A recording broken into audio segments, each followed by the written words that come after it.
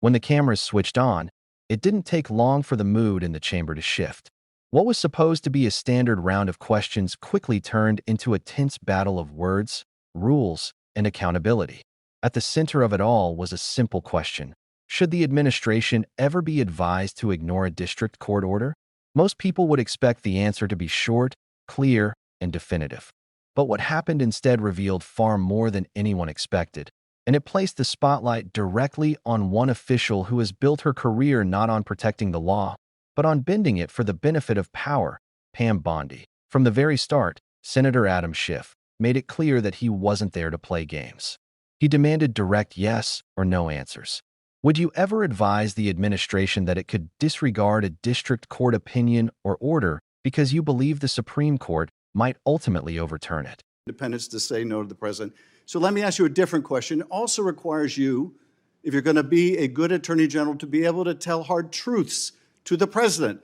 So my questions now are, can you tell hard truths to the president? So let me start with an easy truth that you could speak to the president.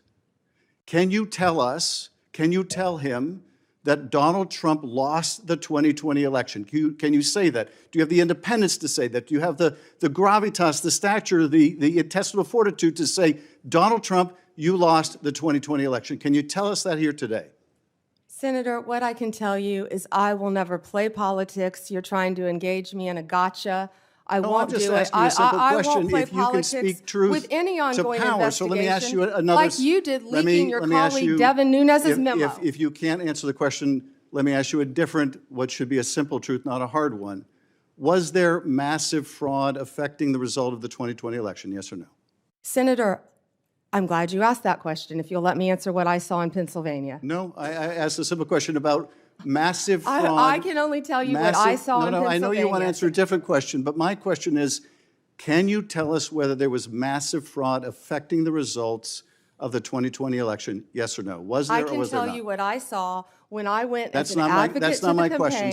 So you can't answer that question. You can't speak that even easy truth to us, let alone to the president. So let me ask you a different question.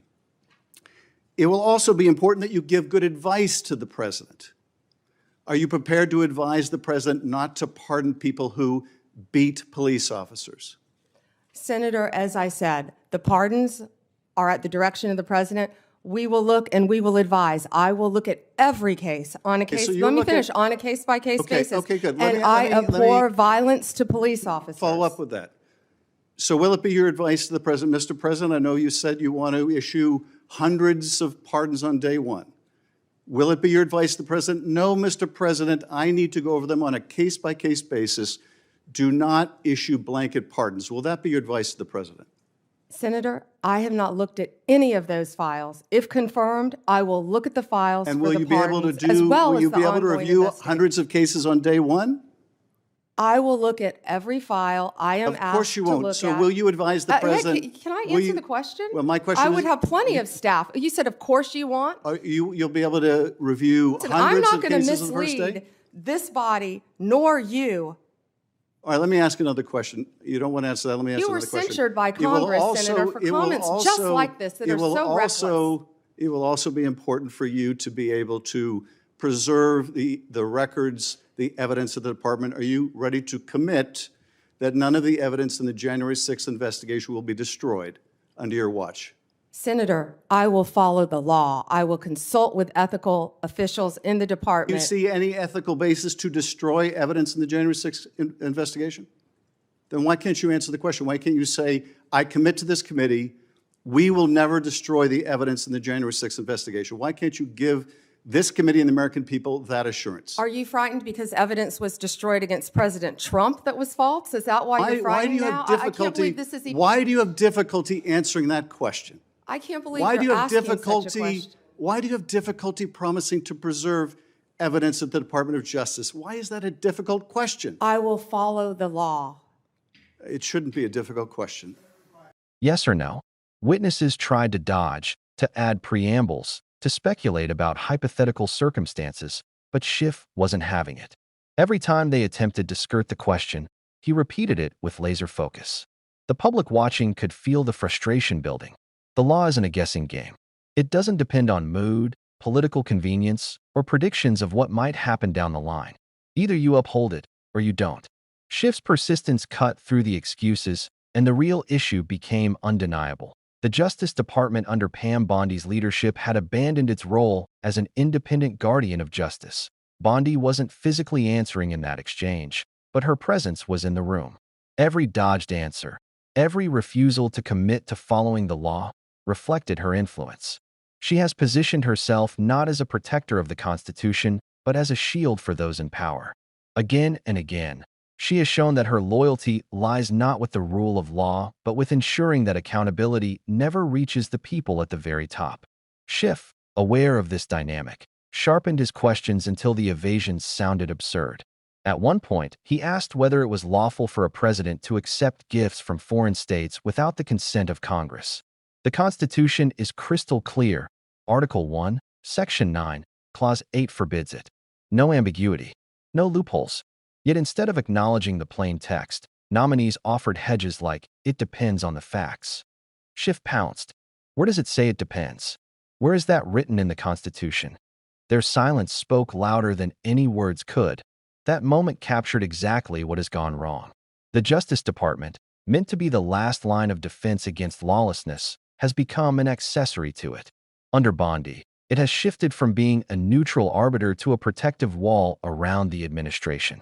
She has acted less like an attorney general and more like a fixer, doing everything possible to deflect investigations, undermine oversight, and confuse even the simplest legal principles.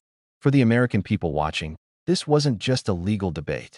It was a stark reminder of how fragile the system becomes when those sworn to uphold it treat the Constitution as optional. But Schiff wasn't just questioning nominees for the sake of debate. His line of questioning had a deeper purpose: to expose the hypocrisy of a political movement that brands itself as the party of law and order while simultaneously enabling lawlessness at the highest levels. These are the same politicians who spent years waving pocket constitutions in front of cameras, pretending to be defenders of the rule of law. Yet when it came time to address clear violations, they suddenly found the words yes and no too difficult to say. Schiff highlighted that contradiction masterfully. By pressing for clarity, he revealed just how far the Justice Department had strayed under Bondi's command. What makes this hypocrisy even more glaring is the selective outrage. These officials spent years screaming about fabricated scandals, targeting political opponents with baseless claims, and launching investigations that collapsed under their own weight. Congressman Jared Moskowitz pointed out that one impeachment effort fell apart because there was simply no case. Even those who initially pushed the narrative backed down when it came time to present evidence. And yet, when clear constitutional violations were staring them in the face, they chose silence. Schiff's questioning forced them to confront that silence in real time. Outside the hearing room, commentators and legal experts amplified the same concerns. Chris Hayes, Alexi McCammond, and others noted how abnormal behavior from leadership has become so routine that people stop noticing. Derogatory rants on social media, impulsive economic decisions, and erratic policy reversals would normally dominate the news cycle. But in this environment, they barely register. The danger isn't just the corruption, it's the normalization of corruption. It's the slow lowering of standards until chaos becomes the new baseline. Schiff's persistence inside the chamber worked as a direct counter to that normalization. By refusing to let evasion slide, he reminded the public of what accountability looks like. And accountability matters because the people running the show weren't chosen for their expertise. They were chosen for loyalty. Pam Bondi, Pete Hegseth, Kristi Noem, these aren't leaders selected to govern effectively. They were handpicked because they would never say no. Competence was never the requirement. Obedience was. Bondi in particular has embodied that role perfectly. She doesn't act as the nation's lawyer. She acts as the administration's shield. Her mission has been to block, delay, and undermine rather than to defend the Constitution. And in doing so, she has eroded trust in the very institution she leads. The result is instability masquerading as strength. Policies shift from one extreme to another based on personal whims rather than strategic planning.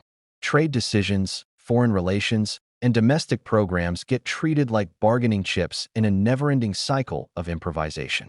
What should be a steady hand guiding the nation becomes instead a kaleidoscope of contradictions. One day it's tariffs on, the next day tariffs off. One day it's support for allies, the next it's public humiliation of those same allies. This kind of volatility doesn't project power, it projects weakness. And every time Bondi steps in to excuse or defend it, she makes the system weaker still. For Schiff, that was the real issue. It wasn't just about whether a nominee could say yes or no. It was about whether the Justice Department under Bondi had any intention of upholding the law at all. When nominees squirmed under his questions, it revealed that even the most basic constitutional principles were negotiable in their eyes. That revelation alone was damning. If following court orders is treated as optional, then the very foundation of law collapses. Schiff's insistence on direct answers served as both a spotlight and a warning. The system is only as strong as the people entrusted to uphold it. The contrast couldn't have been clearer. On one side, a senator demanding clarity, accountability, and respect for the Constitution. On the other, a Justice Department leadership unwilling to provide straight answers. That dynamic told the public everything they needed to know. Bondi may not have been the one in the hot seat, but her fingerprints were all over the evasions. Her pattern of protecting power at all costs has filtered through the department, creating a culture where dodging the truth is acceptable. Schiff's takedown wasn't just of the nominees sitting in front of him. It was of Bondi herself, her leadership, and the culture of lawlessness she represents. And the implications stretch far beyond one hearing. If a Justice Department normalizes ignoring court orders, what comes next? Which parts of the Constitution become negotiable tomorrow? Schiff made clear that this isn't just a legal technicality. It's a test of whether the system of checks and balances still functions. His refusal to accept evasions was about more than winning an argument. It was about drawing a line in the sand. The law either applies equally to everyone, or it applies to no one. That's why his confrontation resonated so strongly. Viewers could see the difference between someone trying to uphold accountability and those trying to dodge it. Schiff's clarity highlighted what real oversight looks like, while Bondi's evasive culture showed the dangers of unchecked loyalty. And in that contrast, the public was reminded of what is at stake, not just partisan squabbles, but the survival of the rule of law itself. Pam Bondi has made her choice. She has chosen loyalty over law, power over principle, and evasion over accountability. But as Schiff demonstrated, there are still voices willing to stand up, to demand clarity, and to expose the rot. The question now is whether the public will hold those in power accountable for the damage that has been done. So what do we take away from this? That hearings like these are more than just political theater. They are windows into the health of the republic. When nominees cannot answer basic constitutional questions, when an attorney general acts more like a shield than a servant of justice, and when officials treat court orders as optional, it's a sign that accountability is slipping away. Schiff's takedown was a reminder that it doesn't have to be this way. Oversight still matters. Truth still matters. And demanding straight answers is still the first step in holding power accountable. If you believe that accountability is non-negotiable, then this is the moment to make your voice heard. Hit that like button to push this conversation further. Subscribe so you don't miss the next breakdown, and drop a comment with your thoughts. Because this isn't just about one hearing or one attorney general. It's about whether the system of justice will serve the people or whether it will continue to serve the powerful few. Stay bold, stay vigilant, and never stop demanding better.